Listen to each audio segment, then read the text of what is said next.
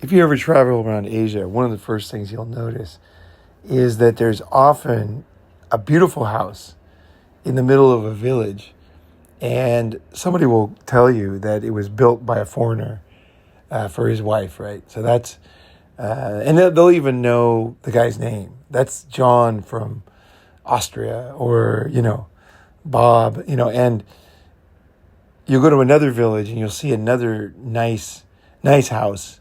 And then people will tell you, oh, like gossip. Everybody knows like who owns what, why, this and that. And this episode, I want to talk about how just the whole thing, foreigners buying houses for not necessarily bar girls, because it could be any girls really, but the whole syndicate,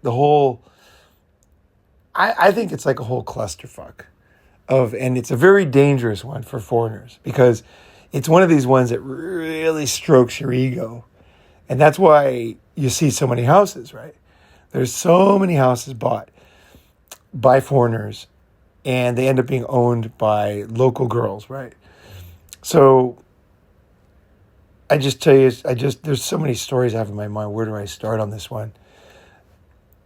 I guess one of the problems is that foreigners, when they come to Asia, the first thing they want to do is buy a house.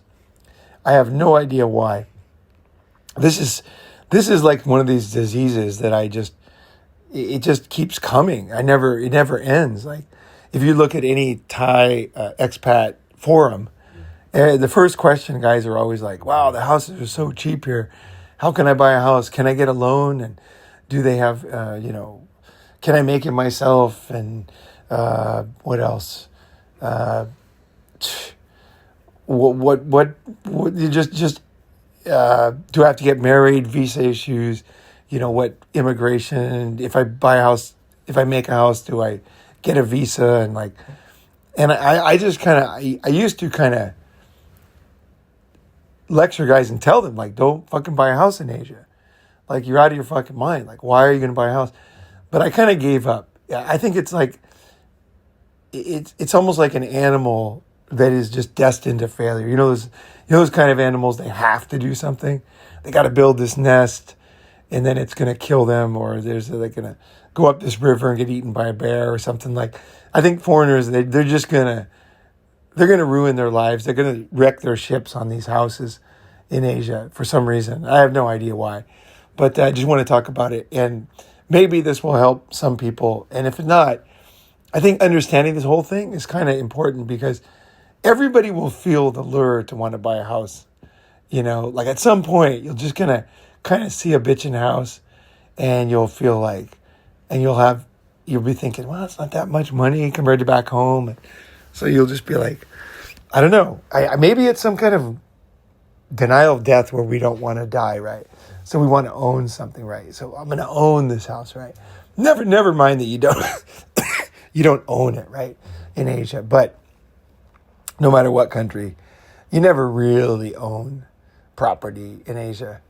In Japan, you kind of own it, but because of all the fees and stuff, you really don't. You may as well be renting, like with all the shit you're doing. But I actually have to listen to this episode myself, because it does hit you no matter who you are. Maybe you'll come up with a more sophisticated scheme for buying a house, but nevertheless, it's the same trap, right? But let's go to the most crude, basic trap here, and that's foreigners buying houses for Thai bar girls. Okay, that's the lowest hanging fruit right there. So a guy wanders into a bar. I'm sure you heard this story before, and she loves him, and she wants to get out of the bar industry. And the only thing she needs is, some kind of security. She's very poor, and, her background. And so he hears these stories, and he feels bad for her. So then they book a plane ticket up to Isan, and they go visit her village, right? And this is when the scam starts right away. Like, as soon as they land, the guy thinks that he's landing in a village as if any other village. But the thing is, he's not, because he's landing with a Thai bar girl. And so the whole village knows what that means. It's like if you landed in California with a cartel member, like a bunch of guys all with machine guns and masks, people know what's up. Like no one needs to tell you. You're like, oh shit. So as soon as they see that, they realize, okay, this girl is bringing her up here, this guy up here to get married, bless the land, pay the monks, do all the bullshit, and also buy a house. And this is good for our village. So it's not just good for her, it's also good for the whole community. So basically, everybody's in on the scam. So the minute you get there, when the taxi driver is going to be friendly, kind of like, hey, what are you doing here? What are you guys? And he's like, oh, we're here to like look around, who knows, maybe, settle down. And then the guy's like, oh, it's great here. Look at the mountains there and the village there. I'll take you anywhere, And then he goes in the house, and then the food is already ready, and it's all very Thai. Everybody's sitting on the floor. And the guy is just overjoyed. This is what he always wanted. He wanted to go to Asia, see the real deal. And, here he is right here. Fucking countryside house, friendly people, water buffalo. Family cooking, man. Smells good, looks good. I mean, some of the food he's not going to be able to eat, but it's still, he'll get plenty, And he'll eat. And then when all things are done, he's going to have an interesting bath time, and everything's going to be a little bit, they're going to have to see her friends, and they're going to all have little gifts and things, and he's going to feel like a diplomat. Like it's like he feels like, even though he's only been there one day, I guess that's important to understand that he feels like he's in now. Like he's made it. He's fully integrated. Like he's got this girl, she's going to help him with stuff, and he's got enough money or whatever, and enough money could be $50,000. He's got enough saved up, and all of a sudden he feels like I don't know, but like a man, a well-to-do man, a man who is respected, and she's going to respect him, and then the family's going to respect him. They're going to ask his needs, and if he likes coffee, they're going to figure out a way to make coffee and have his coffee there. And then in the morning, it'll be fun. It'll be a trip somewhere, and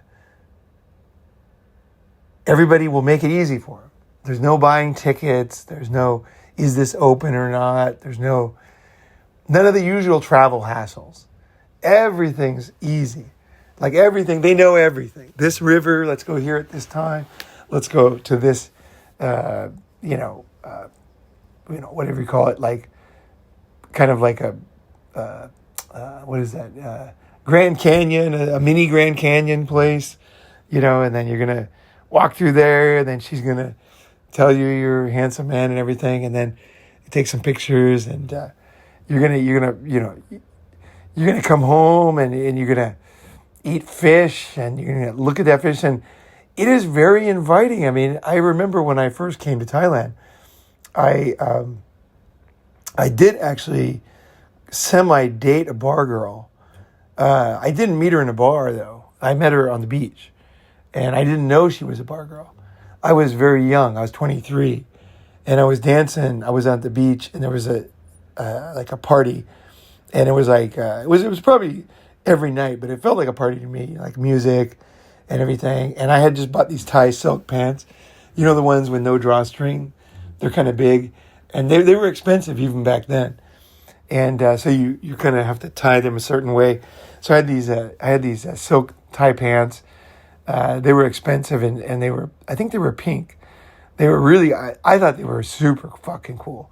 And I was all tan, so they looked good on me. That was my color.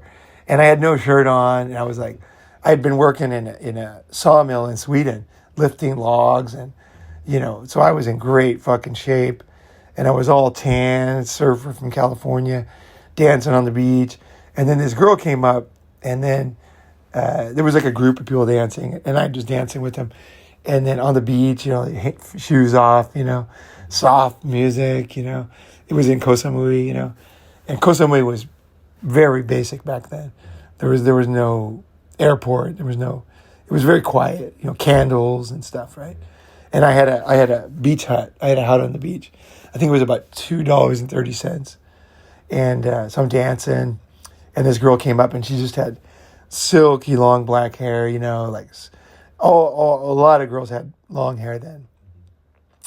And she was just tiny, and she came up to me, and then she was like kind of playful, and she kept like, you could like untie the pants. There was a way, the tie pants, you could just grab them and they would like fall down. So I don't wear any underwear, so she would pull it off and they'd fall down. And then she would be laughing, and then I would pull them back up and be dancing again, And then she was teasing me, right? Yeah. And so I was young, and she was beautiful, no question about it. And I will say this: the girls that were working in bars in 1989 were much better quality than now. They were young, they were pretty, they often were pretty new in town. They just circled through them. So they got married pretty fast too. A lot of them got married to customers and stuff like that back then. And there was no drugs that I remember, but there was cough medicine. They used to drink cough medicine. That was that became Red Bull. So Red Bull is from this Thai cough medicine. It was like an opiate type of feeling, I guess, because the girls would be wandering around like kind of lost. The ones that had been in the bar too long, they were still pretty young though. I mean, like the whole scene was very young back then and full of energy, right? So I had no way of knowing this girl was a bar girl. I had no way. I'm on the beach. We're dancing, and then I asked her if she wanted to come home probably, and then she came home, and we just constantly fucked, just day and night. I remember, like, I got bored of fucking her. Like, we fucked so much. Like, we just, like, fucked just day and night. Like, we were just fucking all the time. And so then after about 8 days of that, actually after 7 days, my dick swelled up like a balloon. And so I went to the doctor, and the guy, he said it wasn't a VD. He said, and so then it was just friction. Like, so then he poked it with needles, and then he sprayed Freon on it, like some kind of cold thing. And then he poked it with needles and squeezed the juice out. And then he said, like, don't use this for a while. But I literally got home that night and got a hard dick and fucked her that night with holes in my dick and no condom, right? And so I fucked her. And then when your dick's hard, nothing hurts, right? When it was all poked with holes and soft, I never thought I would have sex again. But when it got hard again, I just felt normal, And so anyway, the next day or whatever, she said, I have to go to work. And I was like, work? What are you talking about, work? I just hang out with me. Let's cruise, and I'll pay for everything. Let's travel around, Yeah. And then she said, oh no, I work in a bar. I got a job in a bar. And I was like, job in a bar? Like, don't do that. That's no good, So then she started working in the bar, and and I already then, I knew, because there was these books out. Even back then, there was books about Thai bar girls. And every guest house had them sitting around, so you could just read them. Whenever you sit down and have banana pancakes for breakfast, you could read the books. And then it was about guys getting scammed by Thai bar girls. And I was kind of a red pill guy from very young. Just from the way girls acted when I was really young, when I was having sex like super young. So I never was like normal as far as falling for these girls, but I still am human, right? So this girl was pretty, she was young, and just her body was just fucking, to me, it was just unbelievably sexy. Like, I just drove me insane, right? And so, and because I don't go to prostitutes, so even though I had been in Thailand and I had been in Philippines before that, I never went to bars. I didn't drink. I was already going to AA back then. So I didn't drink, and I didn't like bar girls, even back then. Because I always felt like they should pay me. Like, fuck that. I am not going to, no way am I going to pay girls. Like, fuck that. That's embarrassing. I'm not going to do that. So, but she got me because she wasn't in the bar. And then she got me like a woman gets any man, right? So after 8 days, I was like, I still remember her name. Ooh, her name was it? I don't know if it was her real name, but her nickname, whatever. It was something like, ooh, something like that, you know? Yeah. And so then, so then I'm like, fuck. I felt like, am I just a stupid guy like all these other guys, you know? Because I already saw that guys were doing stupid shit with these girls. So, and I thought, you know, I just thought I have to follow this up a little bit. Just because I feel this urge to kind of follow this a little further. So I went to the bar once, and I saw her there, and I was pretty bummed out. And then one of her friends tried to fuck me and said, ooh, no good now. Ooh, before, ooh, good, but no good now. Was she like dancing in the bar? No. There wasn't like that sophisticated. It was just like sitting there and playing, what is it? Like, they had like different wooden games, like with blocks and things, and rock, paper, scissors. And yeah, they would like talk to you. There was nothing. It wasn't like the bar scene now. It was very tame. It was like a regular bar. Like Hostess? It was like a playful, it was almost like a college scene or something, you know. Mm-hmm. That's what it felt like. Like college people fucking around, you know. Like in a fraternity house. More like that. Mm-hmm. And at least these bars in Koh Samui. And, because that was the only bar I'd been to.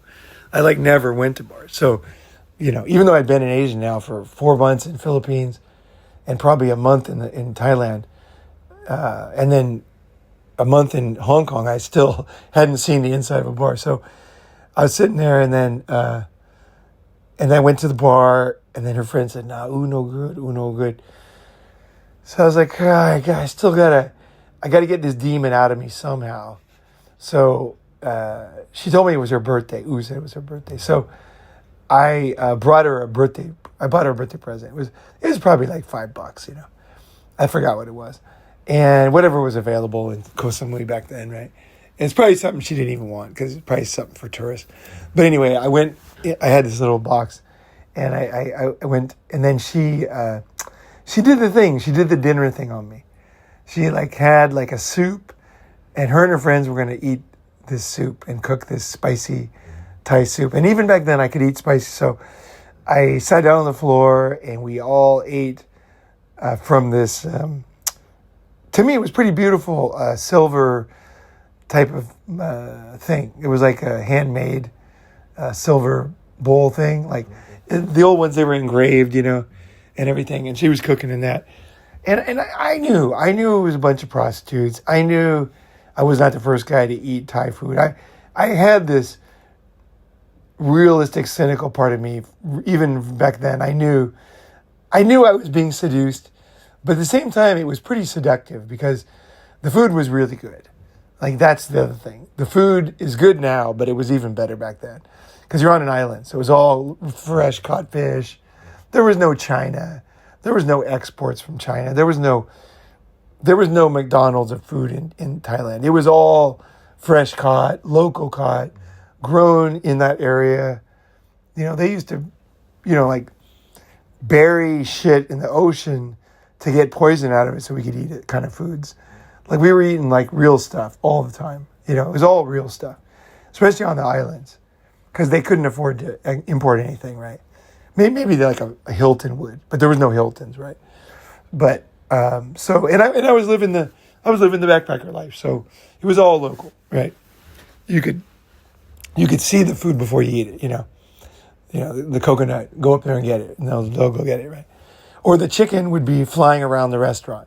They would catch it, you'd order chicken, they would cook it, right? The one next to you, the chicken next to you, kind of thing, right?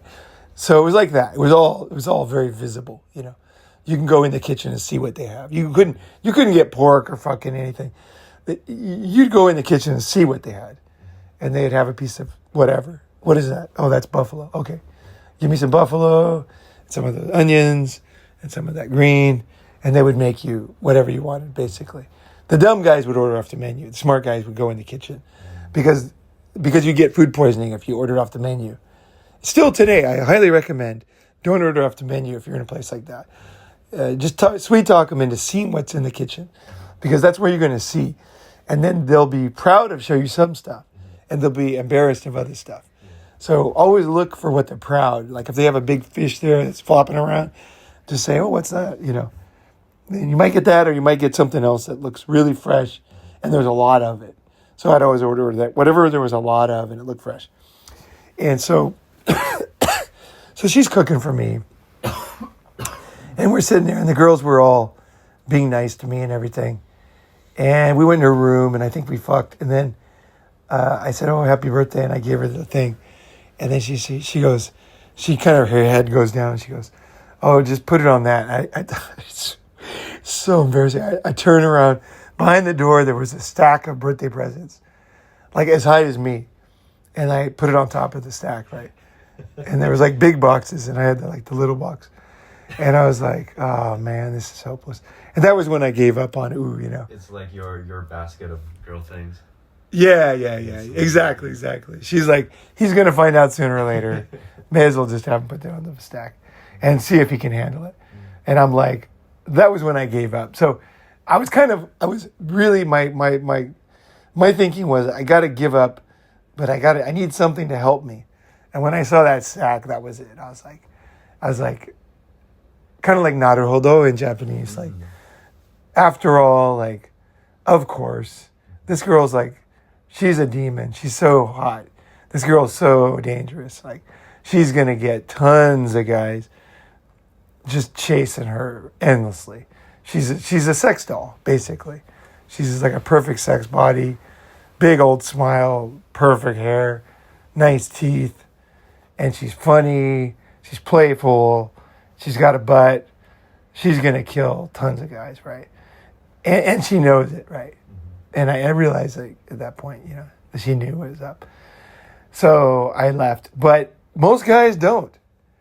Most guys, you know, they keep going, right? So anyway, the next stage for most guys is then you, and she was the only bar girl.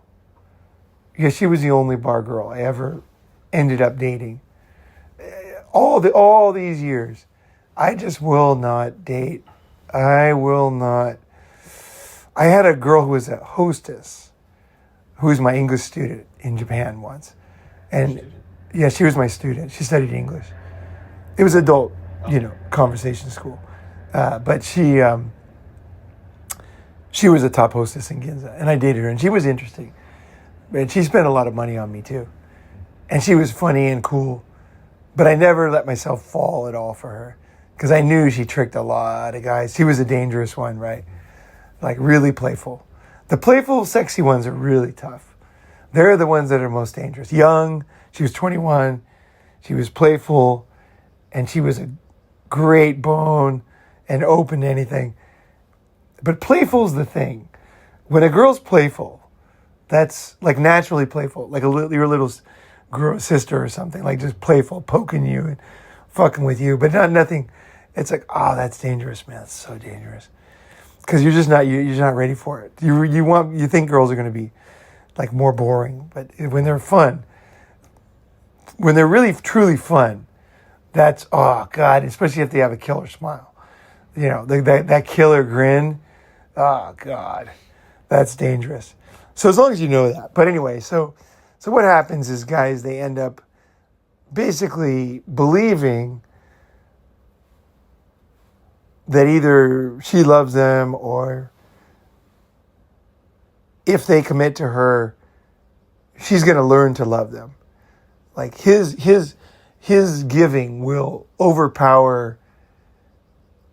Like basically it's like an auction in these guys' mind. A lot of guys. If I buy her house, I'm going to win the auction. You know what I mean? Because she's poor and I'm making her house. We're going to live in the house. That pile of gifts was the auction. Yeah, right. I'm going to win the auction. Yeah. So at first you think she's innocent. then you think that you're like, you go through these stages of falling for these girls and thinking that you can win, right? So the auction stage, right? That's so then the guys think, well, I mean, if I build her a house, and guys in the West think this too, if I marry her, I got her. I fucking married her. I made her my wife. What the fuck else can you do? I got a house for her. I made her my wife. She has my kids. I got her. I won. And I think in the old days they probably did, right? But not anymore. So, especially in Thailand, because it's just not like that. You know, it's just not like that. She probably has kids already with a Thai guy, right? Probably the kids in the village that you're walking around are probably her kids. That you didn't even, no one told you. Because the whole village is in on it, right? No one tells you that the guide that you're using is actually her husband. The guy you're using? The guide. What the guy do? The guide who's taking you around the city is actually her husband. Like, that's how bad it is. Like, you're just a joke. You're a clown. These guys buying houses, like, you're a fucking the butt of the jokes. But in the villages, they know how to keep you feeling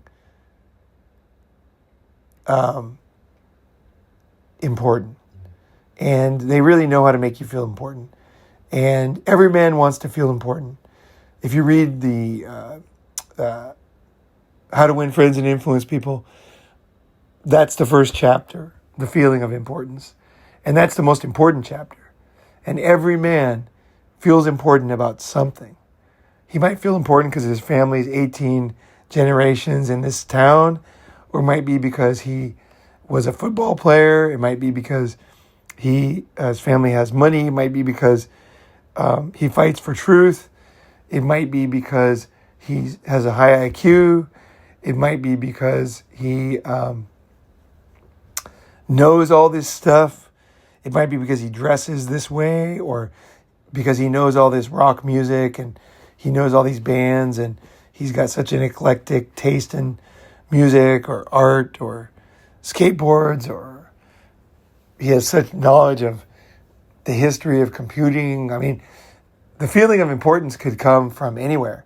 And if you understand what makes you feel important, you'll know how to not be blackmailed, because everybody's got it.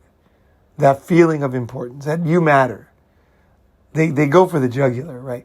Whatever you value, they're going to try to make you feel good about that. And then you're going to fall for it. So that's how they win, right? Is everybody, that's like the deadly thing. You think, well, they can't get me with money. I don't care about money. They can't get me with sex. I don't care about that. You know, they can't give me this, but you have a feeling of importance. And when they sit there and listen to your stories or whatever the fuck they're doing, there's something, when somebody wants to manipulate, they're going to try to figure it out. What is it that makes you feel important? And it's pretty subtle. It's always not that simple. It's not that fucking simple. Like in the book, that book, How to Win Friends, like there was the guy who, he was extremely rich. I forgot his name, but, wealthy beyond belief. But he had a chair in his office, and it looked all shoddy. And he asked him, what is this chair? He goes, I painted that myself. A big, confidence. And he goes, oh, you painted that yourself? He's like, yeah. And then he shows him, what he does. And he had this, the guy's, wit, by seeing the chair and spotting it's out of context here, led to the guy letting the cat out of the bag. That's what made him feel like he was that was his thing. Yeah, like an artist or whatever it was. I don't remember what the exact deal was, but the chair is what led to his feeling of that, painting the chairs, painting. And he made money with this and that, but this was his, Yeah, and so he got a feeling of importance from that. I'm not saying you shouldn't get a feeling of importance. Well, you will. You can't stop it. You might have the feeling of importance for the finest coffee you drink, right? But if you know what your feeling of importance is I think it does help, because your ego can get carried away and stuff too. Like, who really cares about coffee? Like, there's a lot of things that just kind of stupid that guys can fall into and waste a lot of money on, right? I try to not have too many of those things. Yeah, I try to weed them, like even for myself, because they're just kind of a trick that my mind plays on me. I try to kind of not do that, but they'll still pop up, right? And I try to distance if I can, like at least be aware of your weaknesses, you know. And so. And those foreign guys, do they Yeah. usually end up living in that house like for years? And No, they never do. No, they kicked out or something. no. What usually happens with the houses is the really, I guess, it's not about owning a house. It's all about the feeling of importance of buying a house. So, you know, like you're not just some guy working in Amazon. You know, you're not just some delivery guy or working in the warehouse, you know, or, you know, waiting tables or a concrete guy. You're a guy you're an investor. You're a mover and shaker. And you have taste, and what you want gets done, gets built by hand. You're not just buying some fucking piece of shit house off a goddamn track plan. You know, you're buying the finest woods in Asia, and you're planning this thing to be a, you know, very special. There's this customization thing that they get into. You know, we need this wood here. And then they spend this time, and it's almost like a self-brainwashing, where the guy starts investigating all these different aspects of it and laws, and it's all very interesting to him that, they don't have 2x4s, they're 2x4.1 2/4s, and they become very knowledgeable of this whatever crazy subtle difference, you know, and they watch YouTube channels where guys basically sell them dreams, and so the talking about the house is a big part of the house, and living in Bangkok and talking about it and what we're gonna do there, and what it's basically what she's doing is the old selling castles in the sky. She's selling glass castles, right, to this guy, and that's a very powerful thing. Glass Castles, great movie too, but Glass Castles, man. So he's lost in a dream already. The guy's fucked. Once he's in the Glass Castle stage, he's fucked. And so then next thing is Glass Castles and dreams of glory, and then the next thing is going to Isan and getting the food, you know, or the nearby provinces, Loei and all those northern provinces, right? And he goes up there, and now he gets treated like a fucking diplomat. Everybody knows his name. Oh, and then all of a sudden, it's the feeling of being a diplomat. Like, oh, where are you from? And then he's like, I'm from, and you know, some fucking fucked up country. And then they're like, oh, and then he tells them, yeah, in my country, yeah, you know, we don't do this with this. We do this with this. And the people are like, oh, no, here you can never do that. You never put this sauce on that fish, you know, no way, you know. And then he's like, oh, no, we would do that because we like her drink, you know. And then it's drinking, and there's this constant comparing in his mind. So now you've gone from Glass Castles to the comparing stage. So the comparing stage is comparing this to this. So because this guy has no experience traveling, he only knows two places. He knows Wichita, and he knows this one city in Loei, right? And so he compares those two cities. He goes, well, in Wichita, we build houses, you know, over by, you know, this, because we don't have water, so we, you know, build them over, you know. And then you guys, you do this, and then his girlfriend will play along, right? So you wouldn't do this in Wichita, right? He's like, oh, no way, nobody in their right minds would ever do that. Are you fucking crazy? No way. It's cold in the winter. We would never do that. And there's this, again, this is like it's a kind of another lost in the mind type of thing, like Glass Castles, where you feel like, I guess people are trying to hold on to their reality, and then now they have a new reality, and they're trying to compare and contrast and figure out, and it's two simple things, comparing two simple things. If you've lived in, like, say, like me, like many, many places,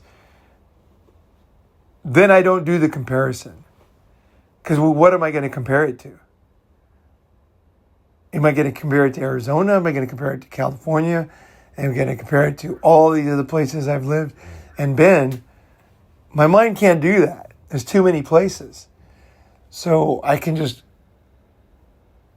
look at patterns and try to figure out what this place is, you know.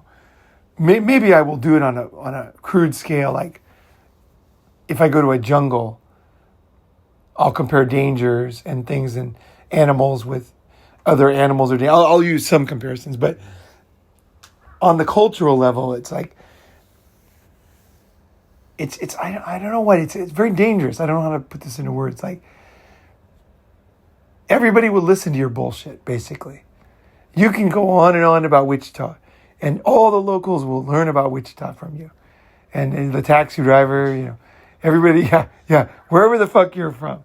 It can be the smallest, doesn't matter, you know. And everybody will learn about that, and they'll have a map, and like, oh, you're over here, you know. It's, you know, you are at this degrees latitude, and we are at this degree, you know. And it's like, and so you're in this teaching stage. You're teaching now. You're constantly, people are asking you questions. Oh, you're like the wise man. You're the wise man. That's right. Wise man. That's the wise man stage. So you're out of the comparison. Now you're a wise man. And the wise man is a very dangerous stage. Many foreigners never get out of the wise man stage. I've seen in Japan many wise men. And the wise man stage is a trap. It's a real trap. Fuck, it's dangerous, man. And he sounds like the whole process is a trap. No, but the wise man part, because you're not wise. It's a huge ego thing, and it's going to fall apart. You'll be seen for the fool you are eventually, you know, who never learned, never improved himself. Like the covers are going to get pulled. The sheets are going to get yanked off of you, and it's going to be painful. Is that you're just this self-centered, egotistical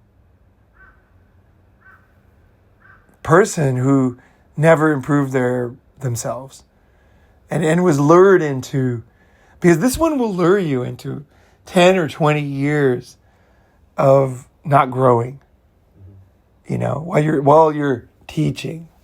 And it pulls at you too. I remember when I first came to Japan, and the students, they set you up for it, you know, because they're constantly asking you, because they need to talk about stuff to learn English, because it's English conversation. So they would say, so where are you from? And then they would ask, you know, pertinent questions, because they had other teachers, so they could compare. Oh, John's from. It's almost like their lesson is your life. That's what it is. That's what it is. Your life and your viewpoints are their English lesson. Mm-hmm. And so they're going to study you like a scientist. And you're going to have to tell them all about yourself. They're going to want to know where you're from and your sisters and brothers. And they might draw pictures, if they're little kids, of your sisters. You know, oh, this is your family in Wichita. And the sun is because it's hot, because it's summer, you know. And so they, and then you'll be like, oh, yeah, but we have a dog, you know. And then they're like, oh, the dog, oh. And they draw the wrong dog. No, this dog, right? And so they study you, and they want to know, like, what jobs you had and school you went to and what you think about the Kennedy assassination. And they start to ask questions about. And then they'll start to throw global questions at you. Like, what do you think about the atomic bombs? What do you think about President, whoever it is, you know, Bush, back when I was here. President Bush always was a big topic, right? Clinton, and whoever's the president, and they're going to ask you what you think about his policy. They're going to ask you about, as they get to know you more, the firebombing of Tokyo, and you might not know much. And then you'll go to a museum and you'll learn about it. So it can lead you to learning. You know, the teaching, the wise man stage can lead you. If you're wise, if you're truly wise, you're going to realize that you don't know anything. Well, you'll realize that they are just studying you to learn, and that's okay. But your opportunity, and this is what most guys miss, is to learn from them. So instead of talking about me, I would ask them about them and Japan. And then they love to talk about Japan and themselves. And so, and because it was many students, it wasn't as overwhelming as when you're the teacher. If you're the teacher and you're talking about yourself, it really does spark the wise man ego thing, because everybody starts to talk about that because they're all voracious to learn English, and they're just constantly, and then that's what you want to talk about. They don't care what you talk about. It could be anything as long as it's something, you know. And then now they're looking on the map, studying, looking at state lines, and, you know, they're just going off, whatever. And then I said, like, I would say, like, so what was Shinjuku like 200 years ago? You know, and then they would be like, because we were in Shinjuku, right? And then they would often say, well, I don't know. And then they would come back the next lesson and say, oh, Shinjuku, there was nobody in Shinjuku. Shinjuku didn't exist. And then they would draw a map of Tokyo, and they would draw, like, Tokyo was a swamp, basically swampland. And then they would draw, and then they would say, you know, Kotoku, this was Tokyo. Or they would draw where Tokyo was, and then where the reclaimed land. And now you're onto something very interesting. And so you can turn it around. This wise man thing, you can turn it around to a learning thing where you're learning about their country and they're learning about their country because of your questions are unusual and interesting questions that dig into things and uncover things. Because most young people don't know about the past, about, you know what I mean? Like, who really knows?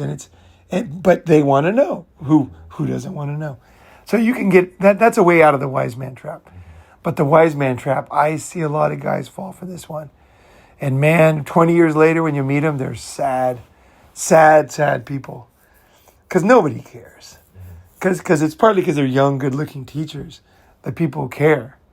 If you're a young, good-looking guy or girl, everybody's interested, you know, oh, you sit on the toilet in this direction and you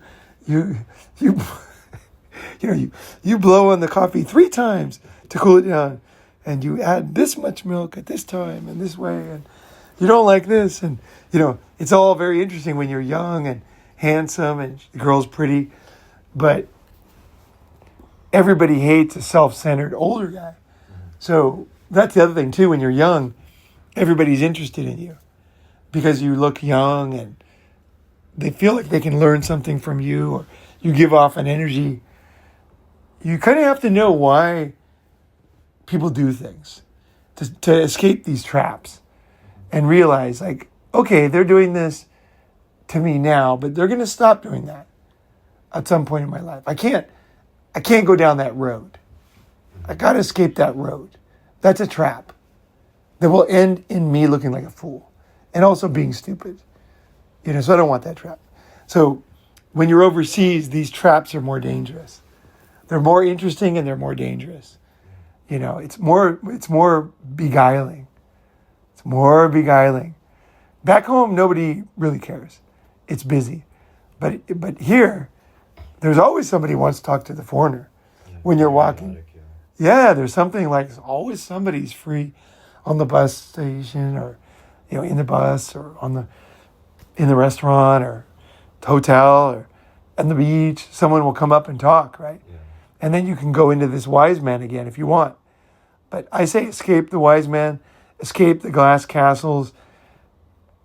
maybe let yourself enjoy the thought, but don't do it. So what happens next is evil with the house thing. So the next thing is, the next thing's not evil. The next thing is blessing the land. So the next thing is when you go into the world of Thai monks or any kind of bullshit, any country. There's always some bullshit, some local bullshit. So now it's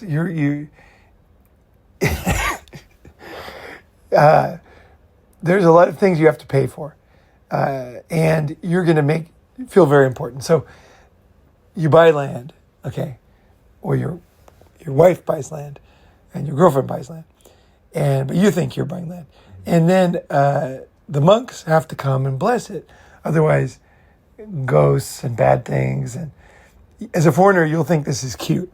Yeah. You'll be like, that's cute, that's interesting. Like, Thai culture, interesting. Emotional, And so then the monks will come. Now the monks are part of it too. The monks know how stupid foreigners are. And they're good at extracting money and making you feel important. Like, the monk will befriend you. He might even take a selfie, put on your Instagram, and you're like, and he says, "You, my friend." And you're like, wow. He's always sitting in there burning incense and shaved head. And, he's a full-on monk, just doing monk things all the time, cutting trees off bark and boiling it to stain his clothes and everything and dye his clothes. Wow, this is real fucking... And then he might even invite you to be a monk. And you can do that. You can be a monk. You have to shave your head, but you can be a monk for like a month. Thanks to Bank for all this information about being a monk, because you can actually, if you find the right temple, foreigner, they'll let you be a monk. You can do it. You can live with them as long as you follow the rules, and you don't need Thai or anything. Just follow the rules. They'll show you, clean these dishes, and here's how you cut the bark and boil it. Here's how you do this, do that. Pray, chant, And so now you're in the religious scam, right? So now the monks are, I'm not saying all monks are scammers, they're not, but I love Buddhism. Buddhism is awesome, don't get me wrong. And Thai monks, I'm sure glad they're around. They're cool. I've met cool Thai monks over the years, and in Cambodia and in different countries. And I like, as you know, I film a lot of stuff in temples and stuff. And I have reverence for the places. But you got to know that a lot of these guys are chiselers, okay? and they might do meth and be flamers. You don't know. Don't assume. And that's what I say about monks. Of course, there's going to be some great monks. And some of my favorite books, Siddhartha, books like that. And, they're just books that changed my life. But there is a scamming part of this whole thing. And it's and there's also an ego boosting side. And so now we're on the ego boosting side where, whatever kind of, hocus pocus bullshit they're going to do, they're going to smoke and you're going to have to do it. And you're going to laugh and they don't mind if you laugh because they know it's a joke. It's like a dog and pony show, basically. And you pay for it. She doesn't pay. So now you've done the hocus pocus, ghost throwing out thing. Now you build the house. And now suddenly put on your hard hat because now you're the hard ass boss. Now you've never been a boss before, but you're a boss. And third world people are running around doing stuff for you. You're the construction manager. You're the construction manager. And they're asking you what to do. And whatever you want, they're going to do it. You can tell them to build a fence, and then they'll tear it down and make another fence if you want another fence. If it's not right, it's fine. They'll do it again. And you're the construction manager. You've got to keep an eye on things. You got to keep people in line. And that's what managers do. And I'm not saying you can't make a house and manage people or anything, but don't get too lost in it. It's all a big joke. The joke's on you, basically. I hate all this shit. I'd buy something off plan. I'm going to buy an apartment off plan. And this whole fucking ego fucking bullshit. it's all dangerous, I think. Yeah, I'm not into it. Fuck all this shit. I don't even want to own it to start with. I'll rent. It's fine. But so the next thing you know, you're the construction manager, and of course you can see how that goes. The next thing you know, you own a house. Now the house is built, so you start inviting people over. You got to have food, you got to have the fruits, you got to have the fucking parties, whiskey, whatever the fuck requires. Now it's the stay at my palatial estate time, right? You're like inviting everybody. You're like, hey, I got this fucking, palace up in Isan. Come visit, your friends back home and lowly guys still working at the fucking gas station. You're like, dude, take my time off. Come see my fucking... And the guy's like, no way. And that's your girl. No way. Right? Fuck. And all the guys are jealous. And you're the big landowner now. And this thing costs you, $20,000 or whatever, And everybody's flying over and coming over, and neighbors are dropping bread at your place. And, you don't like somebody, you lock the door and go back to your house, my house. You look over your land. Some guys, I think most people get stuck in this for life, that they own land, on the earth. Like it just goes back to dust, and we're on floating plates over boiling lava, and yet it's constantly, being sucked down into the earth and melted and comes up in volcanoes, and but somehow we own this land that's not even gonna be here very long. But anyway, so you own something now, and you're now hardened. You talk to the other landowners just about how hard it is to keep the thieves out, and then you share stories like if you talk to any of these guys, they'll tell you. I was talking to a guy in the Philippines. He told me the story. He goes, you start telling stories that make you seem like a badass. Okay, you're like, well, we had some thieves here, but I'm friends with the chief of police. And he told me, next time, I got robbed last week. Some guys came in, but I, fucked the guy up and he left. And the police chief told me, and this is when you're kind of like the gang boss level or whatever. And he told you, kill the guy next time, because it's only $1,000 to pay off the family. And so you'll tell people this story. The next time he comes, I'm just going to kill the guy, because fuck it. The police chief's my friend. And you're going to tell this story a million times, because you got your house, you got the proof.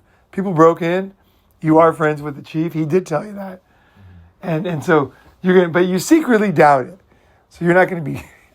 You're not going to be going through with this stuff, but you will tell the story, because it's a really exciting story, right? And it makes you feel important. And you think, yeah, next time, fuck that guy up. I'm not going to let him. He can't come in here and do this to me. My house, my fucking house. So this is if you live there. But most people, they never live there. They finish the house. And, the guy who lives there, let's finish that one, because it's almost done. So the next thing you know, you find out that your wife has another husband, right? And, he's the local policeman. And so, yeah.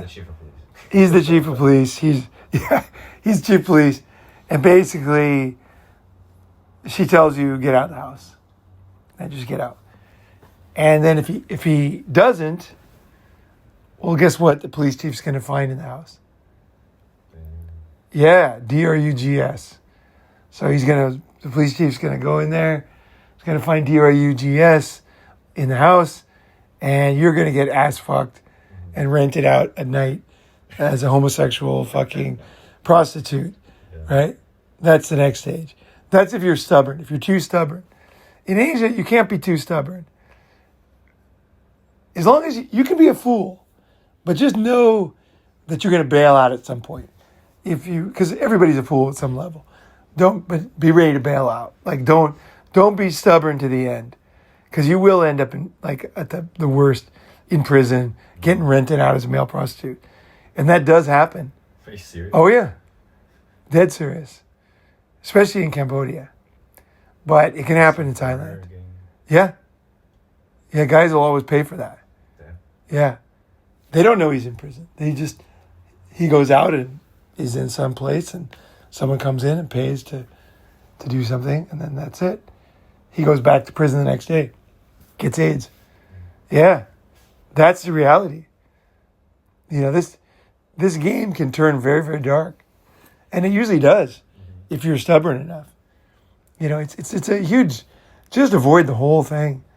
Live the Ronin way. Like don't fall into any of these bullshit. It's all a big scam. Nobody cares. Nobody believes the ghosts really, but because you're paying, it makes her feel important. And also too, she might have. There's a lot of little tricks the girls do that you don't know about. Like one of them might be, if you go to the local temple, you might look up on that shelves and stuff, and there might be a statue that maybe she put something on. That's the statue that her family gave that monastery. So a lot of that stuff, you see all those knickknacks in the shrines. Those are given by people, and so they give stuff to get praise from the monks. They give money and gifts, and so the money you give just is a gift so that she can get face from the monks. It has nothing to do with you. It's just to get her face when she goes. So when she goes to the monastery, they pull the old monk out. The big monk comes out, and he puts something around her thing and prays with her. And everybody in that village knows, like she's paying everybody off. You know, she's the man. You know, she's the man, right? It's because of your money, right? And it's face. It's all you're just paying for face of other people. You're being used in the most crude, ridiculously stupid way. It's so stupid. And she's always the chick really could care less about you. Oh, there's another level. Oh, this is a good level. I'm going to call it, this one is really dangerous. Okay. Woo. Okay, this one. Fuck. I got an idea too. I got an idea how we can ramp this one up. Okay, so these villages, they're so good at making foreigners feel important that what they learned, I guess evolved to do, is that when you come, so you're the new guy, right? From Brazil, yeah, very big, very good, And so then you soccer and all TVs on soccer, and all of a sudden whatever it is you're interested in, they're making. All of a sudden it's like a Brazil Thai feast. You know what I mean? Like everything makes you feel like this is perfect, right? And so then they say, I want to show you something. They show you there's 4 nice houses in town, and they tell you stories in hushed tones. Okay, they say, see that house down there? That's Igor. Igor's from Czech. And Igor made that house. He's 65 years old. His family this. And Igor has saved many lives in this village, been very important for this village. We worship the ground that Igor walks on when he comes to town. And Igor is... he's really something. You got to meet him. He's very funny, and he's good at playing ping pong, and he's a master ping pong. Everybody respects Igor. And so then the next one, this is John from America. He's from America, very big country. And John is fat, a little bit fat, but he likes to eat. John likes to eat. Oh, John likes to eat. And he helped many people in this town.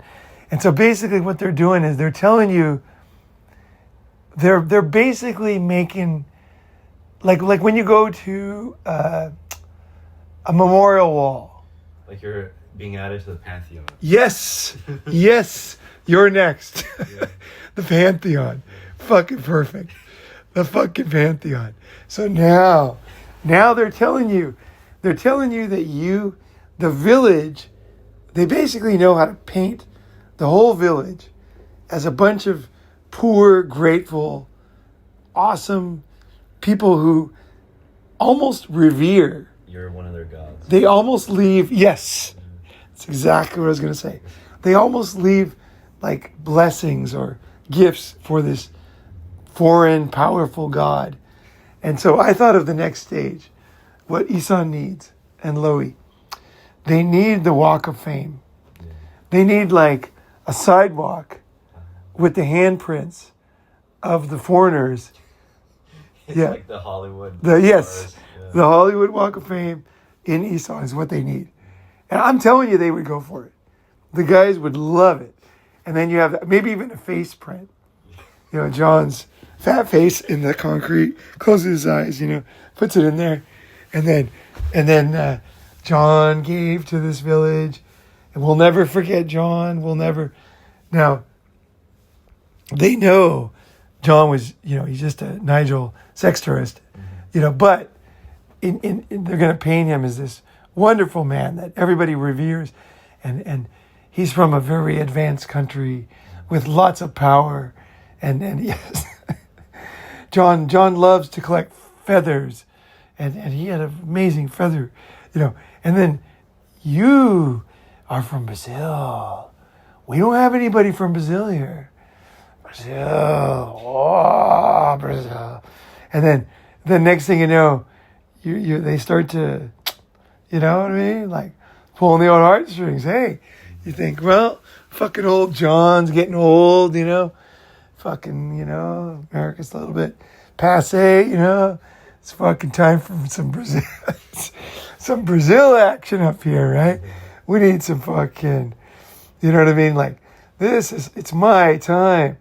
We're gonna, what if you guys had a fucking, you could by the river down there, you could have a restaurant. And so the Walk of Fame is the final stage. And the Walk of Fame could be long after they died. You know, it could be like these mythological Nigels, you know, that's my name for sex tours. These mythological Nigels who saved this poor village and fixed the teeth of all the children. It vaccinated everybody against, you know, whatever the fuck. And saved, you know, from bacteria and malaria, all these villages. And we never forget John. And you could leave, you know, gifts and things. I think this would, even after hearing this episode, I think guys would go for this. Yeah, I think some people hearing this might like it. Yeah, that's what I'm thinking. They'd be like, fuck yeah, I want my fucking face in the concrete. Hell yeah, I want my ass in the concrete. You know, my ass cheeks, my penis in the concrete. I want my hands. Fuck just having your hands, right? You want your fucking dick in there. A dick, what is that called? When you make a dick print. DP. You got a DP there, and you got, you know, that's what you need. That's the ultimate sign of power right there. Got your DP, you got your house, you got the peasants, you know. Yeah. Very, very seductive, right? And but that's for the guys who stay there. But there's the other guys who stay home and work. They get the same treatment as the guys who stay there. And there's but then most guys, that's only like 1% of guys, or 0.1% of guys. Most guys, they finish the house. The girl files some kind of charges against him, and he ends up back in Bangkok broke. Mm-hmm. That's more like it. That's usually what happens. Something like that. Something happens, and the guy. Let's see what I've heard. I've heard so many stories. What would be the typical story? I think, God, there's so many. Why do some of them get kicked out and some of them not? Just whatever the woman feels like? Or? Well, depends on how much money they have. Yeah. If they can keep. So if the guy's got a pension, if the guy's got a pension till the day he dies, he's in the most danger. because they know as long as he's alive.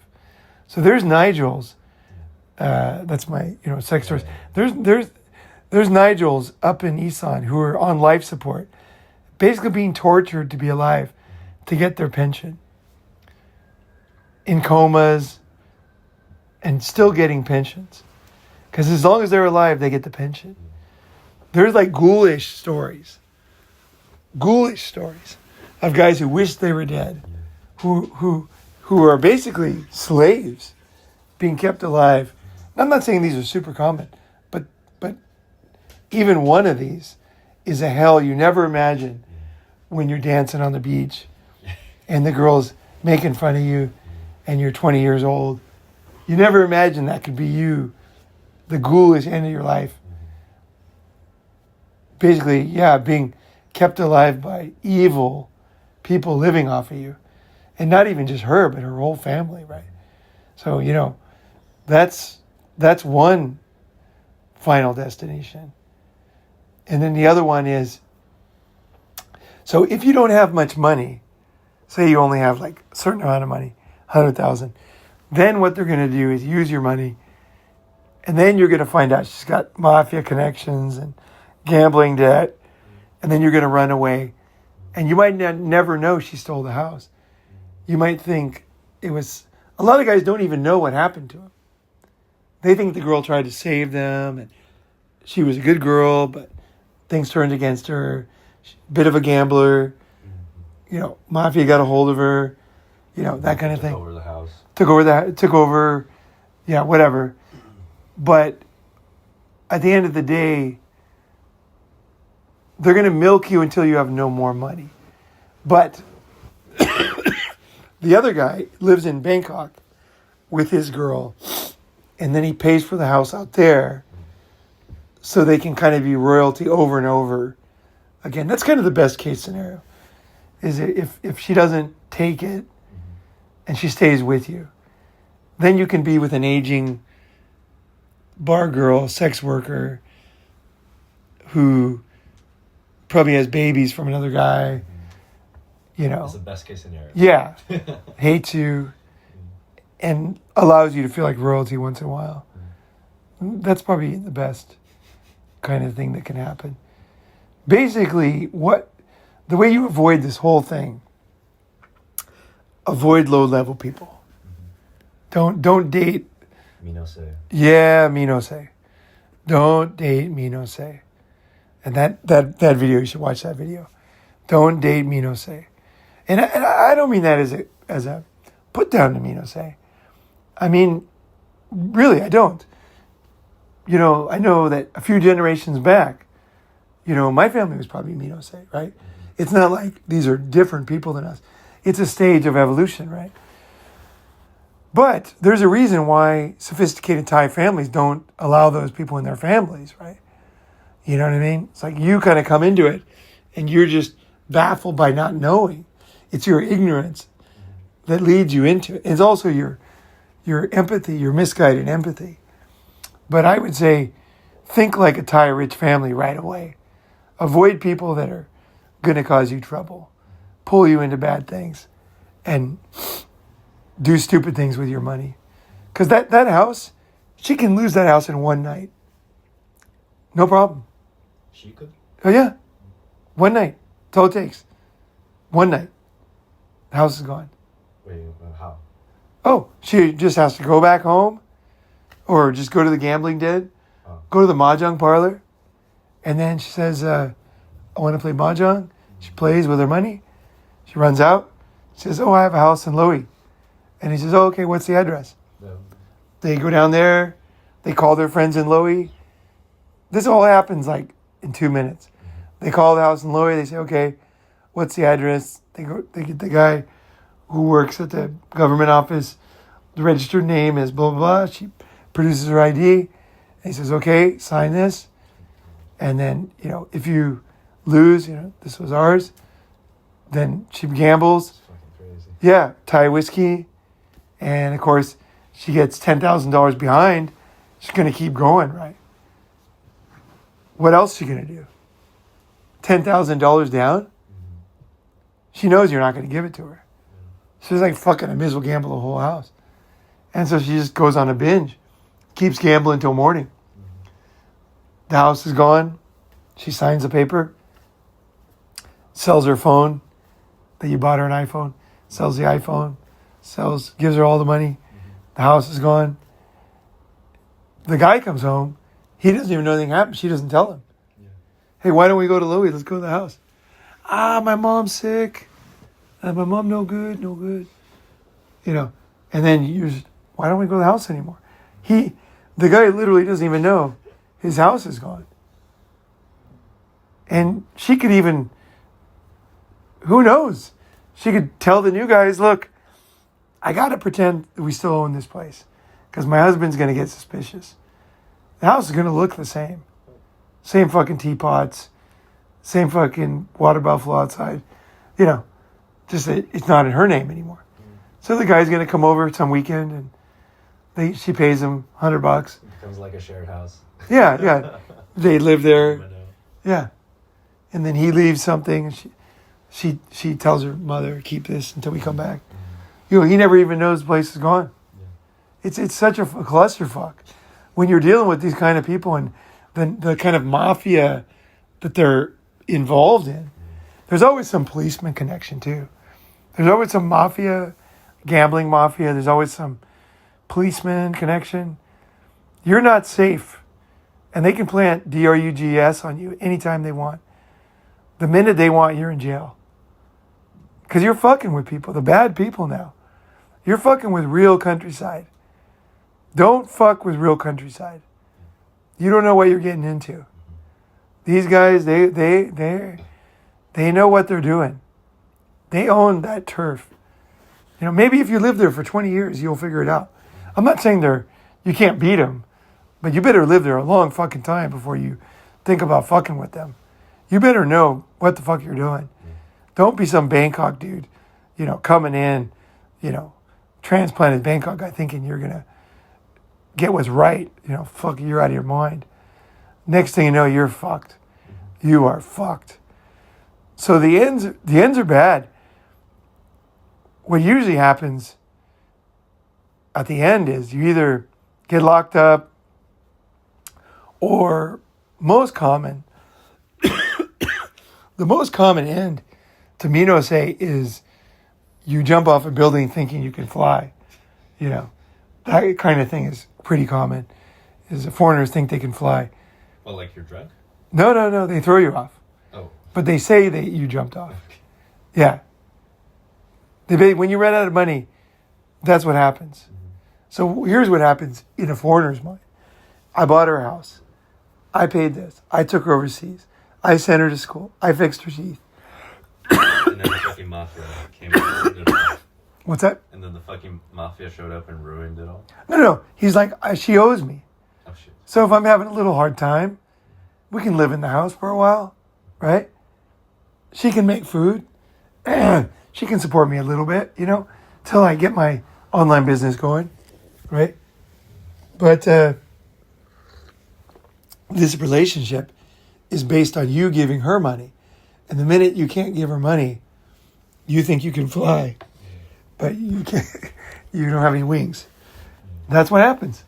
That's the final result. When you see all these suicides in Pattaya, it's not. It's all this stuff. That's what it is. This guy ran out of money, and his girl's like, "Hey, you think I'm going to support you?" It's like she's done with you. She's cold as fucking ice. Does not give a shit. The country people, man. I'm telling you, country people. Life is tough in the country. It's tough. People that, you know, things happen. You know, like just shit happens like a lot in the countryside. You know, my girlfriend, her neighbor didn't like her dog barking, and she put some kind of cyanide pills all over the place, so the dog died. You know, and then babies can eat these. You know, it's a very crude. You're dealing with people that don't. They just don't quite understand and respect. Yeah, you're kind of back at the Mino say but even darker, And it's not everybody. That's the hard part.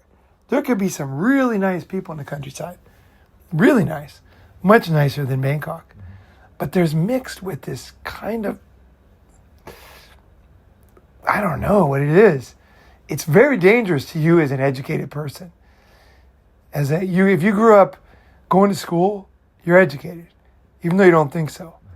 It's very dangerous. You don't have any idea what people do when they're completely not educated. Like, their thinking is so different than yours. And it's so random. You can't even imagine how crazy the ideas are. That you just can't even fucking fathom, Like in the Minose episode, I talked about a couple of these. I won't repeat the stories. Go back and listen to the Minose episode, because that really lays out some real stories from my life of things, people I knew. And very sad, but there's just things that you don't even know that you know. That's why the older I am grateful. And I see a lot of people as ungrateful, is because I see a lot of Westerners who don't realize what the West gave them. They're Western educated, and they don't realize that is so. There's a reason why humanity rose from savages, and why it doesn't go back to that. It's education. Education is everything. Your education, your mind, what you think is possible, what you think is happening. What's her name? Helen Keller, right? Do you know the story of Helen Keller? She was, there's a lot of books, a lot of older people know her, but I don't think I read her book. But Helen Keller she was deaf, dumb, and blind. She couldn't see, she couldn't hear, and she couldn't smell, she couldn't talk. And so she was just like, imagine, no sound, no taste, no nothing. Can't see anything, can't talk, ever. Never heard one word. Never said one word. Only felt things with their hands. That's it. Like Braille. Just feel. You can't learn Braille if you don't at least understand words. She didn't have any. The foundation of education is language. Language is so important. Humans have no idea. Language is not natural. It's the most brilliant invention. And it allows everything to happen. Without language, okay, so Helen Keller, she couldn't speak, her teachers couldn't teach her anything because she had no way of learning. She didn't know any words. She didn't know what anything was. She had no words for anything. She didn't know there were names for things. She just felt soft. It was just the length of her arm. Don't fall off this. Probably, she knew that. Probably knew gravity. But the no name. She didn't know bed. She didn't know there was a name for bed. So the teacher couldn't get her to do a word. But then finally she taught her water. How? The story's in the book. She had water go over her hand, and then she touched the braille for water. Oh, okay. And then she touched the water. And she touched, and then she touched, and she touched the braille. And eventually, over and over, by putting her hand on something in the water and then touching, she connected the things for the first time. Yeah. And she had a huge awakening because she didn't know. Everything was just a mass of unknown. Nothing had a name. She didn't have a name. And she said that she was like an animal. She was like an unspeaking animal with I think she explains it very well if you go back and read her book. But that's essentially humanity before language. And I think to understand the gifts we've been given by Western education and language, you have to understand more about yourself. Like for example, vision is not something that we have or don't have. Okay, we think, and it seems so obvious to us. You open your eyes, there's a coffee cup. There you're right there, sofa, suitcase, color blue, gray. We think that we see these things, right? So if we have eyes, or no eyes, eyes, close your eyes. You have no eyes, then you open them, you have eyes. We think it's like that. Because to us, we've learned the bag of tricks that it takes to do what we do. But what happens with vision is, so for example, in the old days, medicine was new, they would have people who were born with their eyes shut. They never opened their eyes. So then they didn't have any way of opening their eyes. So the people were blind. Wait, did they have to like cut them open? Yeah, Oh, okay. but they didn't know that. Oh. So then when they invented how to cut an eye open and not, die of an infection, they were shocked because they thought when they cut the eyes open, the people could see because there was nothing wrong with their eyes. The people couldn't see. They're just a big blur.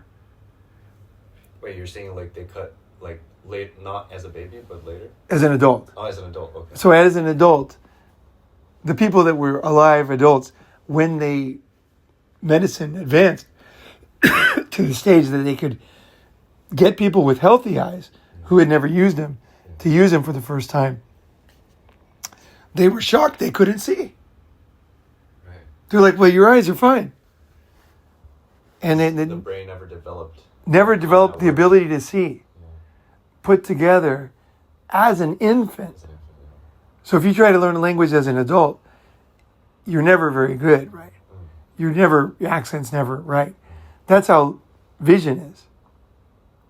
Vision is a language you learned. Everything is not what you think. You learned to see it. It's actually a bag of tricks, vision. It's a very complicated, sophisticated bag of tricks that we could have only done as infants and young children. As adults, we don't have the flexibility and the intelligence the learning ability to be able to learn to see. So those people that they open their eyes, they never really could see. They could do some basic things, but they could never see like a normal person. And that was when they started researching vision. What is vision? And vision is it's a bag of tricks. It's not a camera on and off. So almost everything we do is a bag of tricks. It's an incredible, complicated, sophisticated bunch of mechanisms invented and discovered by many intelligent men in the past who one by one got us to how to get this ability, what are words, and language is the foundation of the whole thing, language. So there's a lot of people who never master a native language. They're born in places where there's many languages spoken, and they never master one language. Their IQ can only go so high. Your IQ is related to your language ability directly. So people think, oh, he has 2 languages. No. He doesn't even have one.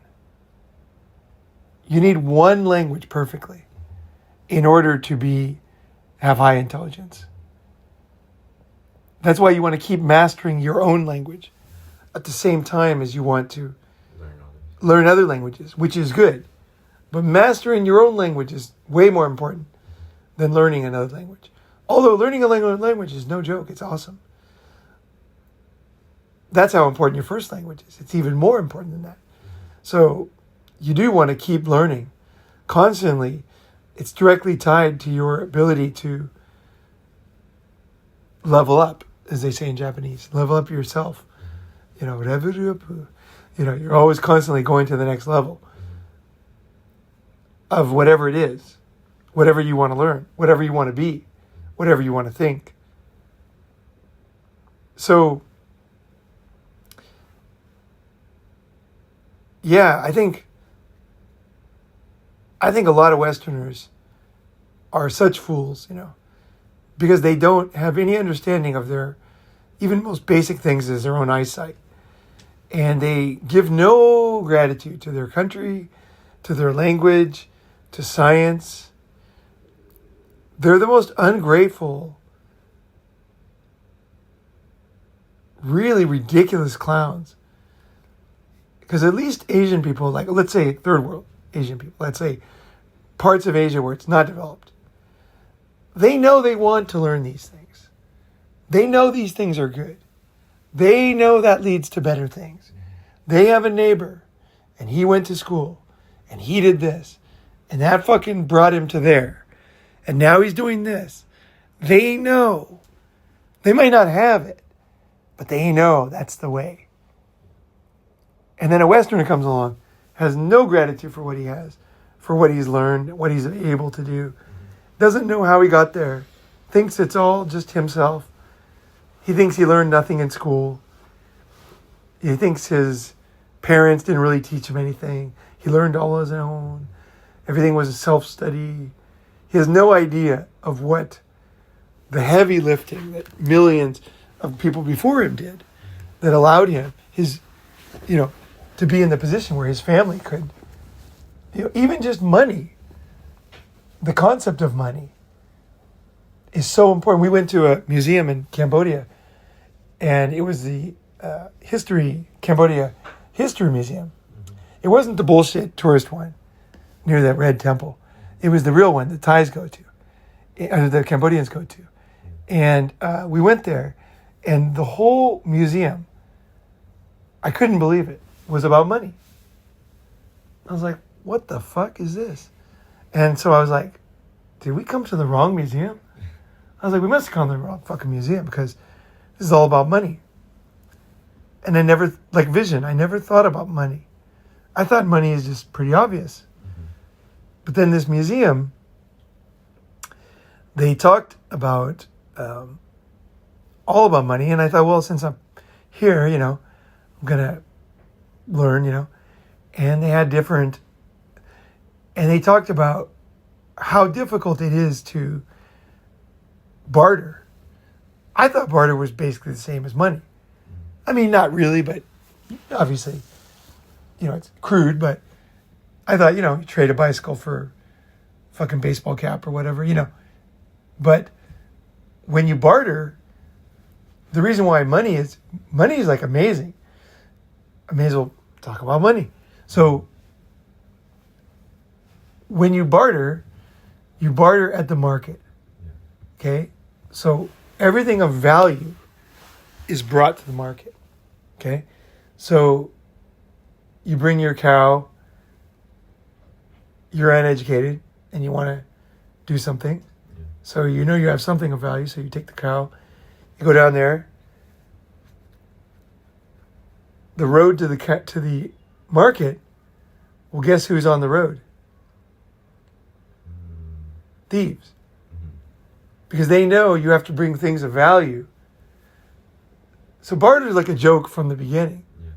Because you have to walk, maybe 50 miles to the market, right, with your cow.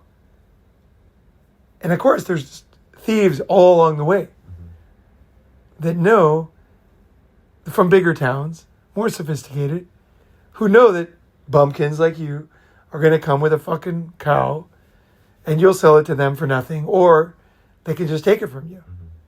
Violence, right? So basically, you walk down there, let's say you don't get robbed. Well, then you say, well, I'll trade this cow for that.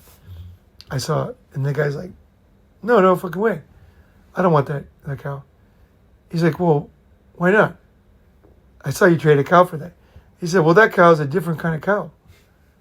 And then the farmer, who doesn't know anything about, he looks and he goes, oh, it does look a little different, you know. That's a meat, maybe better for meat or something, right? And he doesn't even know, like, thinks a cow is a cow. And so then he's like, well, if you want to buy this thing, you need to get money. You need to get me 18 chickens or something, right? So go trade the cow for chickens. And then he goes to the next place. He basically gets scammed all the way along the way, or he ends up with the cow taken. And so barter is just a den of thieves, right? It's so inefficient. And the people in charge of it, they just scam the people that don't know. And it's set up that way because there's nothing else you can do with the cow except bring it to the market. No one else is going to trade. It's a bartering market. That's the big bank in town. You got to go to the bank. Nobody else has anything you want. They have the grain. They have everything you want. So then in Cambodia, that was Cambodia. And the Khmer civilization was very stubborn, is what they teach in this museum, the National Museum of Cambodia. They were very stubborn, and they didn't believe in money. They didn't like it as a Western concept, and they didn't think that Cambodia should take this Western concept. So they didn't let the idea of money really get hold. So because they didn't understand it. So what happened was that you need money to pay soldiers. Soldiers won't work for free. So countries that don't have money or their leaders don't understand money, don't really understand money.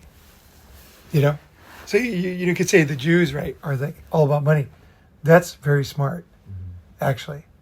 Because money is one of the basis of civilization. It's one of the fundamental building blocks. Understanding currency is super important. This museum just goes through. You should really go. It's really heartbreaking to see what happened to Cambodia because the neighbors countries all adopted money and appreciated money. And when they made money that was light enough to carry. Not money that was so heavy that it was so big. Not gold coins. Yeah. Or no. Like wooden branches or whatever. Oh. There was different kinds of money. Big rocks that you couldn't carry. There was all kinds of money in the past. There was like things that didn't even move could be money in some countries. Like a rock on the side of the mountain. They tried all kinds of things before they really, narrowed it down to Bitcoin, Yeah. But, so Cambodia was constantly a poor country and the women enslaved and taken over. And it was all because of the stubborn leaders who just did not like the idea of money. Now they finally fully appreciate money now. And they even adopt foreign currencies. They don't care. That's why they let you use US dollars in Cambodia. Because they don't have their own currency? They do. Oh, they do. But you can use US dollars for anything. You can use your US dollars at the smallest market. A lot of countries are too proud to use other currencies. The Cambodians are not. Cambodians understand the foundation is not about your currency. It's not about the Federal Reserve. It's about having a strong currency that stabilizes everything and makes civilization possible. The ability to trade, the ability to earn, the ability to save, the ability to protect, the ability to pay, the ability to reward scholars and things. So it doesn't really matter that much. It's a higher level to have a Fed and everything. It's really about having currency that is fully accepted by everybody. So there's these concepts that we have that we think are just basic, but they're not basic. And if these Westerners could go back in time, they would not know how to build a civilization, because they don't understand what built the civilization. They wouldn't know how to teach it, because they've never thought about it. They never appreciate, never understood. I think one of the coolest things is as you travel, is to understand yourself, right? And your civilization and your blind spots. And that's really what I try to learn. That's what I learned from Cambodia this trip. Because I didn't understand money. Not until I went to that museum. And I only did it because I was forced to. It was so fucking hot outside.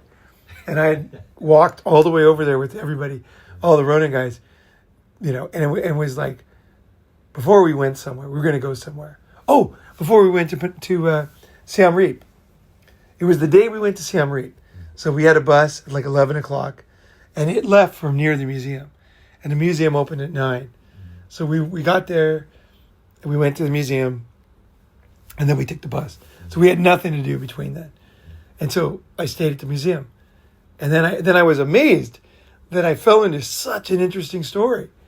Fascinating story that I was totally ignorant of.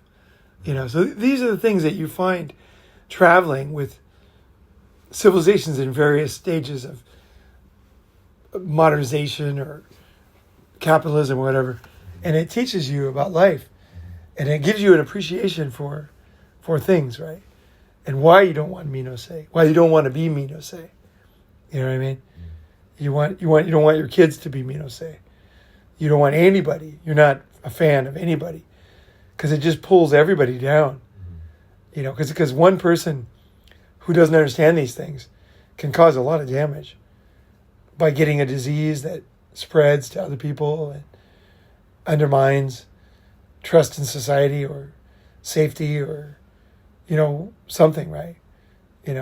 Panic, fear, someone who panics and causes a lot of trouble, or, you want to be like I want to be somebody who not only knows the latest things like AI, which I want to work on. I really want to work on AI more and more. I'm very interested in really leveling up on my knowledge of AI. That's kind of like my next project for myself. But I also want to understand how this whole thing works, and how, if you want to talk about privilege, they talk about, in the States, they talk about white privilege, right? Privilege is something supposedly that you are given that has no basis. But I'll tell you something, there's no privilege that's not given for a reason. Every privilege is earned. Maybe you didn't earn it. Maybe your ancestors did. Every type of privilege, and the biggest privilege is the privilege of Western education and science. That's the biggest privilege. And everybody's got that. Understanding of the basics of life, how things work, and live in a society where that's already integrated, even if you don't understand. Anyway, you get the benefits of it, right? And everything you do, everything that's given to you, humans are brutal. They don't give you privilege for no reason. So here's how you get privilege. Here's how every kind of privilege, and including white privilege. White privilege, Japanese privilege. I was in, what country? I forgot what country I was in, but I was in some country. And my friend owned a hotel. And so it was checkout time. And the guy said, I got to go check. Some guests haven't come down yet. And they're from X country. I got to go check. And so he went down there and got everything done. And I said, what about, doesn't this hotel have a lot of Japanese? Did they all check out? He's like, oh, the Japanese, you don't have to worry about them. And I go, well, what do you mean? He goes, they always pay their bills. They're honest. So he said, even if they forget to pay, they come back and pay. And he said, and so I was like blown away, because this is a hard business, man. In a country with whatever, I forgot what country it was. Where the fuck was it? Malaysia? I don't remember. Somewhere. And Indonesia. And he knew that there were certain countries of people that they just pay their bills. And there's other countries where you got to ride them to get that money. And so I realized that Japanese have privilege. And a lot of them probably don't understand why Japanese are trusted. Why do people treat Japanese well? Well, one reason is they can be trusted. That's one reason. Everyone knows they clean up after Yeah. themselves and everything. Everyone knows they're going to clean up. Everyone knows they're going to pay their bills. Everyone knows they're not going to steal stuff from the room. And so they get the privilege of not being watched all the time. Right? And also, everybody knows that when Japanese come into a town, like in the 80s, Japanese went to Bangkok. And, of course, they paid their bills. Of course, they were clean. But also, they spent a lot of money. So, when somebody's rich, you treat them differently. Because you know you can get something from them. Everybody wants something. So you don't treat people with privilege because you're a great guy. It's because you're trying to rob them. Kind of. You're trying to get something from them. So for example, if a Japanese guy comes in, okay, and this could be used with also other countries, other people, right? Historically, there's these stories, right? So how does this work? So a Japanese comes in. This is the bubble area, tons of money. And let's say you treat him like shit. Is he going to stay at your hotel next time? No. No. He's going to tell all his friends that it sucks. Right. He's going to say, that place sucks. Don't go to that place. Go to that place across the street. And so you realize as a self-interested individual who wants the Japanese guy's money, you're going to give him privilege. You're not going to watch him all the time. You're not going to be on his ass. You're not going to be knocking on the door, screaming. You're just going to be kind of easygoing. Oh, Suzuki-san. Suzuki-san. Hey, where are you going next? Oh, okay. Did you check out? Oh, shit, I forgot. Oh, God damn it. Okay. I forgot. Oh, shit. Oh, didn't you do it? I didn't do it. You didn't do it? Oh, fuck. Okay. And then he goes and does it. And so he learns to give the Japanese guy privilege and be nice because he knows if he doesn't, he's not going to get that money. And so you had the same thing with British travelers back in the day. British Empire, those guys traded. They brought in money. Everybody knew they're going to spend money in your hotel. They're going to eat a big meal. They're going to drink booze. They're going to drop cash. They're going to talk in their little British community.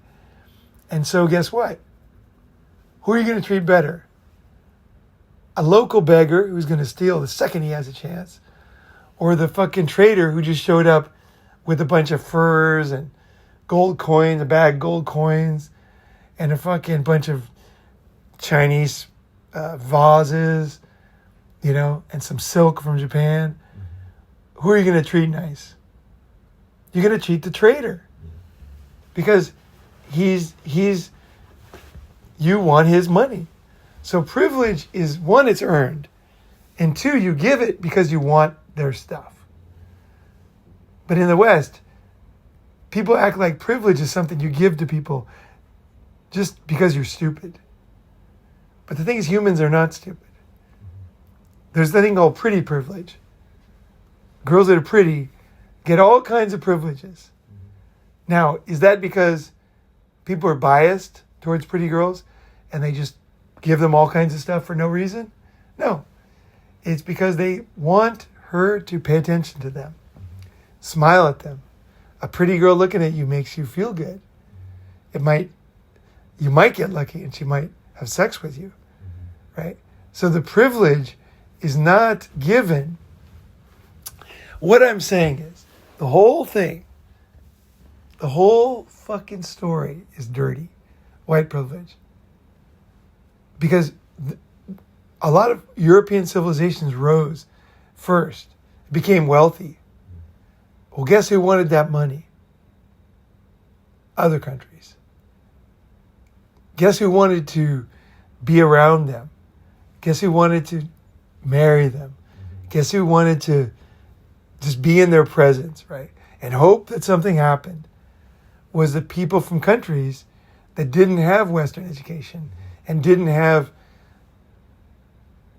a system that they could rise up in. So they wanted to rise up through foreigners, right? So it wasn't the successful people who made the privilege. It was the people who wanted what the successful people had that made the privilege. Right? That's the crazy thing, is that privilege is earned, and privilege is something that's given in order to get from them. Yeah. It's in order to take their shit. Now, I'm not saying it's bad. Everybody wants to be friends with celebrities. Okay? Everybody wants to be friends with Drake. Drake shows up at a party, everybody wants to be friends with him. He's got Drake privilege. He's got fame privilege. He's got wealth privilege. And people will kiss his ass, people will pay for dinner, anything to be around him, and hope that some of the goodness will filter down to them. So it has nothing to do with the guy's color. It's the guy's fortune and success, right? And it will always be like that. People that don't have less will always worship and cater to people that have more. And be envious and hate them too, but still want their things. And that's what capitalism, that desire to improve, is not a dirty thing. It's not, but let's be honest here, right? Be honest. If you want something from somebody else, okay, fine. Don't make them out to be evil just because they're successful. You want to be successful, that's why you hate them. If you didn't want to be successful and you're happy, fishing in a pond, wearing an old potato sack, then you wouldn't have any feeling about the guy. You'd be happy with the fish you caught, barbecuing the fish. But it's our desire, almost our hypnotic trance of wanting to be respected and important, something in this world, to mean something, have our life have meaning, to be listened to, to have the eyes of the world, to have a megaphone, to be able to buy the overcoming of death temporarily. So you don't have to be afraid of death because you own so much land. You own this place, You're not going to die. Like, you're going to go on. Your company, your monument, your legacy is going to continue. And you can overcome death by this. We have these crazy things that trap us. Is the foolish idea that we can overcome death. And we don't even know it. We don't even know what we're doing. Buying all these houses, building all these companies, influencing all these people. We think that will somehow buy us something in the afterlife. We'll invent any god. We'll give up anything to not die.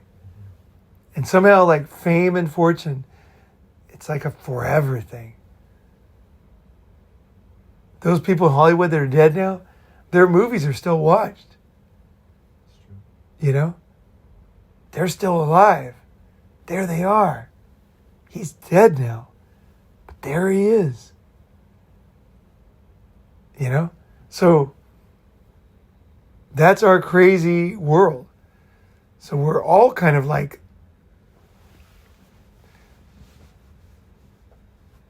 the same clay of Minose, you know, rising up.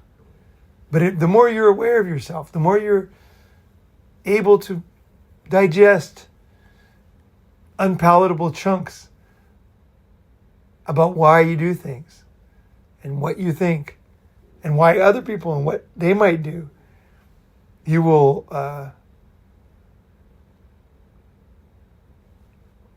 mean, it depends on what you want, I guess.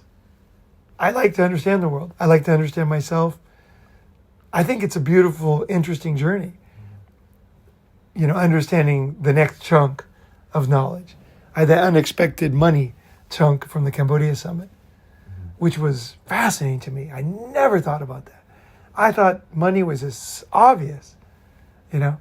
But when I read about the bartering and the destruction, how much blood was spilt because they didn't understand that, I was like, holy shit.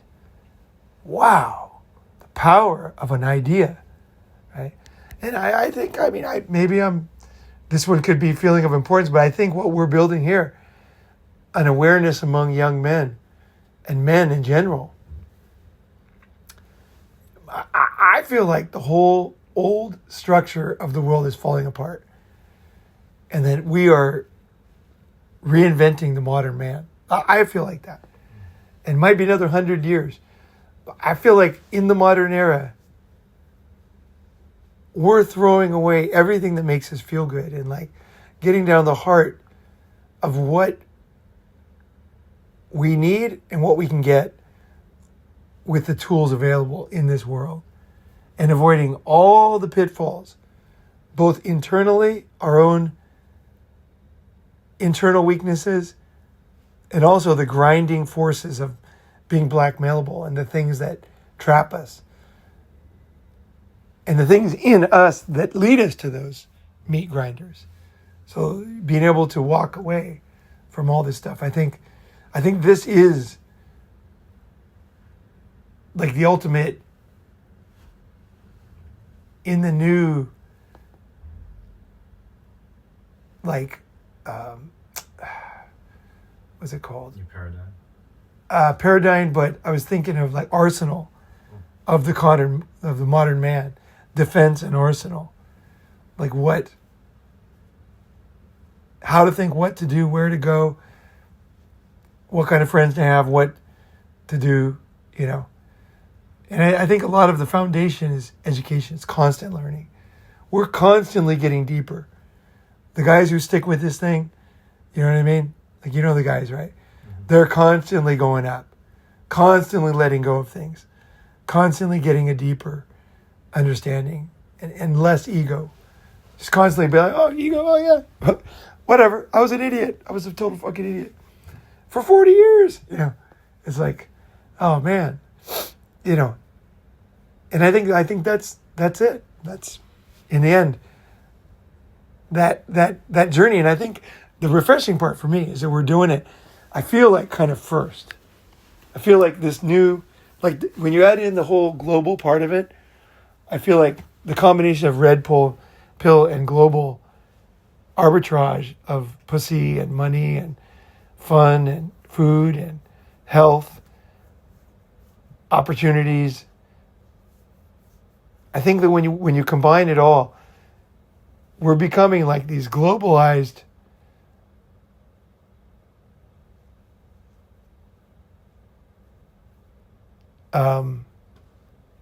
men that are making the most of what is available.